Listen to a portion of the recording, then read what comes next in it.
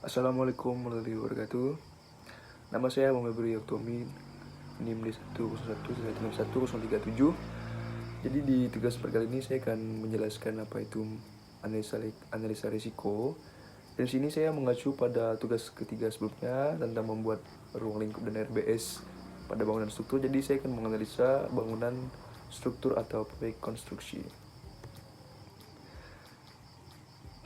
Jadi di sini ada macam-macam risiko. Definisi risiko sendiri adalah kondisi atau kejadian tidak tentu yang apabila terjadi berpengaruh pada tujuan proyek. Menurut Halle dan Preston pada tahun 2000. Macam-macam risiko, secara umum terdapat beberapa macam risiko. Di antaranya dibagi dalam 3 hal menurut Jojo Sudarso pada tahun 2003. Menurut sifatnya, risiko terbagi atas pertama, risiko murni atau tidak disengaja, yaitu risiko yang bila terjadi akan menimbulkan kerugian dan terjadi tanpa disengaja. Yang kedua, risiko spekulatif atau disengaja, yaitu risiko yang sengaja ditimbulkan agar terjadinya ketidakpastian menimbulkan keuntungan. Kemudian ketiga, risiko fundamental, yaitu risiko yang penyebabnya tidak dapat dilimpahkan kepada seseorang dan yang menderita kerugian banyak orang. Kemudian yang keempat adalah risiko khusus, yaitu risiko yang bersumber pada peristiwa yang mandiri dan mudah diketahui penyebabnya. Dan yang terakhir adalah risiko dinamis, yaitu risiko yang timbul karena perkembangan dan kemajuan masyarakat di bidang ekonomi, ilmu pengetahuan, dan teknologi. Kemudian ada sumber risiko. Sumber risiko dapat diartikan sebagai faktor yang dapat menimbulkan kejadian yang bersifat positif maupun negatif.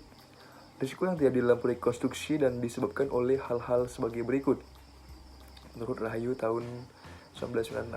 Pertama ada desain proyek, dokumen kontrak, kondisi alam, pelaksanaan pekerjaan konstruksi, kondisi perekonomian, dan situasi politik.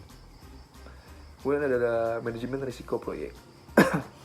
Manajemen risiko adalah proses sistematis untuk mengidentifikasi, menganalisis, dan merespon risiko proyek termasuk di dalamnya, memaksimalkan kemungkinan dan dampak yang baik pada setiap kegiatan serta meminimalkan kemungkinan dan dampak yang buruk pada setiap kegiatan. PMBOK pada tahun 2000. Pada dasarnya, ada beberapa cara atau metode dalam manajemen risiko yang dapat dipergunakan untuk mengenai risiko proyek konstruksi, yaitu A. Penghindaran risiko atau risk avoidance. Yang kemudian B. Pengurangan risiko atau risk reduction atau mitigation. Kemudian ada penanganan dan pemikul risiko atau risk retention. Dan juga ada pengalihan risiko atau risk transfer. Kemudian ada sasaran proyek. Sasaran proyek dikatakan baik jika sasaran tersebut tercapai. Menurut Kessner pada tahun 2000, buku ini dijelaskan satu demi satu apa itu sasaran proyek. Yang pertama ada tepat biaya. Proyek harus dikerjakan dengan biaya yang tidak melebihi anggaran, baik biaya item pekerjaan, biaya tiap periode pelaksanaan, maupun biaya total sampai akhir proyek. Kemudian ada tepat waktu. Proyek harus dikerjakan dengan waktu sesuai yang tidak melebihi anggaran atau jadwal pelaksanaan proyek atau schedule yang telah direncanakan yang ditunjukkan dalam bentuk work progress atau prestasi pekerjaan. Waktu pelaksanaan proyek tidak boleh terlambat baik per periode pelaksanaan maupun waktu serah terima proyek. Kemudian tepat mutu. Produk proyek konstruksi yang dikerjakan perusahaan jasa konstruksi adalah proyek secara keseluruhan termasuk sistem atau proses dan bagian-bagian fisiknya. Mutu proyek atau bisa disebut sebagai kinerja atau performance harus memenuhi spesifikasi dan kriteria dalam taraf yang disyaratkan oleh pemilik proyek atau owner. Kemudian ada metode penelitian. Penelitian dilakukan pada perusahaan-perusahaan jasa konstruksi di wilayah Kota Malang. Di sini saya mengambil sampel untuk daerah Kota Malang ya. dengan kualifikasi kontraktor grade 5, grade 6, dan grade 7. Adapun jumlah populasi dan penelitian ini adalah sebanyak 24 perusahaan, sehingga sampel yang diambil sebesar 22 perusahaan. Variabel penelitian adalah sebagai berikut. Variabel ada dua, ada variabel bebas dan juga variabel terikat. Variabel bebas atau XI ada 5 kategori. Risiko eksternal tidak dapat diprediksi, ada risiko eksternal dapat diprediksi, ada risiko internal dan teknis, ada risiko internal dan juga risiko legal. Kemudian pada variabel terikat ada efektivitas penyampaian sasaran proyek. Data dalam penelitian ini adalah kuesioner dan data perusahaan dari GPNC Kota Malang untuk pengukuran persepsi responden menggunakan skala Likert. Data ini merupakan data kualitatif yang dikuantitatifkan sehingga berbentuk skala interval. Skor yang digunakan adalah 1-5 dan model konseptual sekaligus kerangka pemikiran dari penelitian ini adalah proyek berada pada lingkungan eksternal yang komponen-komponennya mempengaruhi keberlangsungan proyek, yaitu alam, kebijakan pemerintah, faktor sosial, faktor ekonomi, dan suplai material atau peralatan. Proses yang terjadi apabila menggunakan sumber daya dan yang ada untuk mewujudkan produk proyek itu berupa konstruksi fisik dalam kondisi eksternal tersebut. Hal tersebut digambarkan pada gambar 1. Di sini kita bisa lihat sendiri ada gambar 1 atau proyek konstruksi dan konstruksi. Di sini terdapat banyak ketidakpastian ya, seperti eksternal proyek, kemudian alam, di bagian ada alam, ada kebijakan pemerintah, faktor sosial. Kemudian ada sumber daya dari tenaga kerja, peralatan, konstruksi, dan material.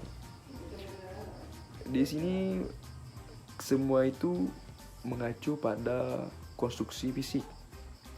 Dan ketika itu terjadi maka akan menuju kepada sasaran proyek, yaitu berupa biaya, waktu, dan mutu. Sedangkan pada kerangka konseptualnya berdasarkan penjelasan di atas adalah bahwa risiko-risiko pada proyek konstruksi mempengaruhi efektivitas pencapaian sasaran proyek yang dapat dilihat pada gambar 2, yaitu gambar ada risiko-risiko pada proyek konstruksi, kemudian menuju pada efektivitas pencapaian sasaran proyek. Kemudian ada FAT analysis atau analisis lintas.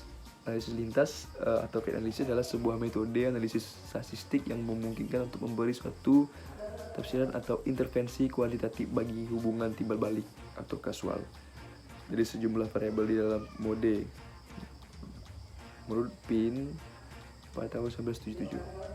Adapun tahapan dalam analisis ini atau analisis lintas adalah sebagai berikut: menentukan model hubungan antara sejumlah variabel bebas dengan variabel tak bebas berdasarkan pertimbangan teoritis dan pengetahuan tertentu yang diterangkan seperti diagram lintas pada gambar 3. Kemudian menentukan korelasi dari semua variabel yang digunakan, baik antara variabel bebas dengan variabel tak bebas maupun antara dua variabel bebas. Menentukan koefisien lintas dengan cara menghitung inverse dan matrik korelasi, seperti halnya pada analisis regresi linear berganda untuk menentukan koefisien lintas dari P1, P2, P3, dan P4 sampai seterusnya. Kemudian di sini ada P11 adalah sebagai berikut. Bisa kita lihat pada screen atau pada layar. Dengan menentukan matrik kebalikan koefisien korelasi antara R, maka diperoleh nilai koefisien sebagai koefisien lintas sebagai berikut: memasukkan koefisien lintas dan korelasi yang bersesuaian ke dalam model diagram lintas seperti pada gambar lintasan. Berdasarkan diagram lintas tersebut dapat disusun model seperti persamaan satu. Menentukan pengaruh sisaan atau residual yang tidak dapat dijelaskan oleh modelis analisis, yaitu sebesar PE sama dengan akar negatif sigma P kali R. Kemudian ada hasil dan pembahasan. Ada uji validasi atau validitas dan reliabilitas. Ya, uji validitas dan reliabilitas telah dilakukan pada penelitian yang menggunakan data primer berupa hasil kuesioner. Uji validitas dilakukan dengan menghitung korelasi antara skor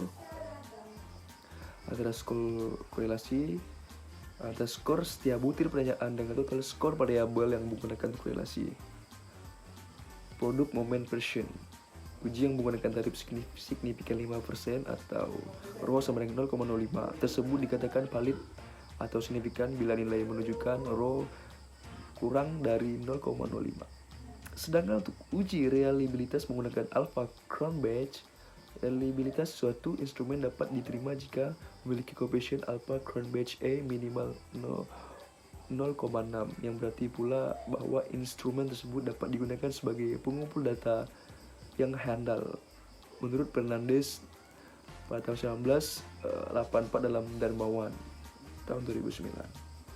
Dari hasil uji validitas yang dilakukan menuju bahwa data valid karena nilai rho kurang dari 0,05, dan untuk hasil pengujian reliabilitas nilai Alpha-Cronbach A di atas 0,6. Kemudian ada analisis lintas atau fate analysis. Pengujian koefisien korelasi terhadap Y menentukan koefisien korelasi dari semua variabel yang digunakan merupakan satu tahapan dan analisis lintas. Untuk itu, koefisien korelasi tiap variabel bebas perlu diuji terhadap variabel terikat atau Y sebelum menghitung nilai korelasi antara variabel bebas X dengan variabel tak bebas Y. Terlebih dahulu menentukan nilai korelasi antara variabel bebas atau nilai korelasi antara variabel bebas X1, X2, X3, X4, dan X5 saja pada tabel 1. Di sini kita bisa lihat sendiri tabel satunya adalah nilai korelasi antara variabel bebas. Tabel 2-nya nilai korelasi antara variabel bebas X1 dengan variabel terikat Y. Kemudian tabel 3-nya tentang matrix coefficient korelasi antara variabel bebas. Kemudian tabel 4 antara matrix inverse coefficient korelasi antara variabel bebas.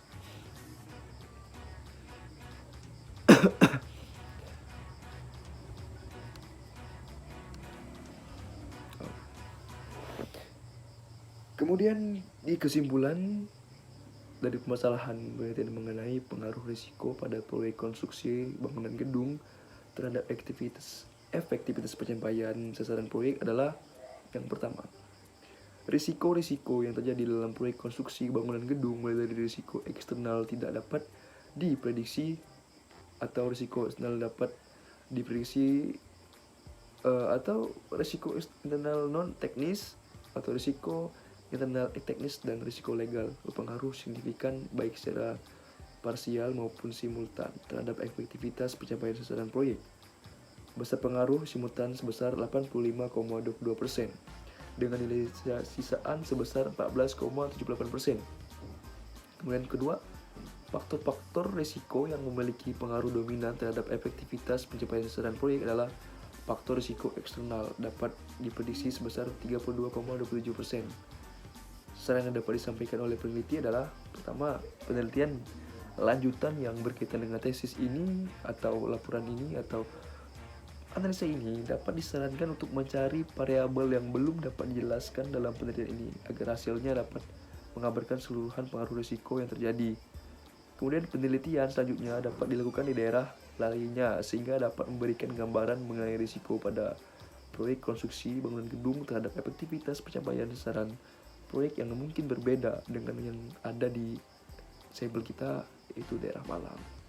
Kemudian penelitian selanjutnya juga dapat diterapkan pada proyek konstruksi lainnya sehingga didapatkan pengamatan perbedaan faktor risiko di berbagai proyek konstruksi, tidak terbatas hanya pada bangunan gedung saja. Kemudian hanya ini bisa saya sampaikan tentang menganalisa risiko sebuah konstruksi atau bangunan gedung. Untuk lebih dan kurangnya saya mohon maaf, dan juga untuk kata-kata yang menyinggung Ibu Riani sebagai dosen pengampu mata kuliah manajemen risiko konstruksi, saya mohon maaf. Dan Semoga video ini menggambarkan dengan jelas tentang apa itu menganalisa risiko. Hanya itu yang dapat saya sampaikan. Assalamualaikum warahmatullahi wabarakatuh. Selamat malam.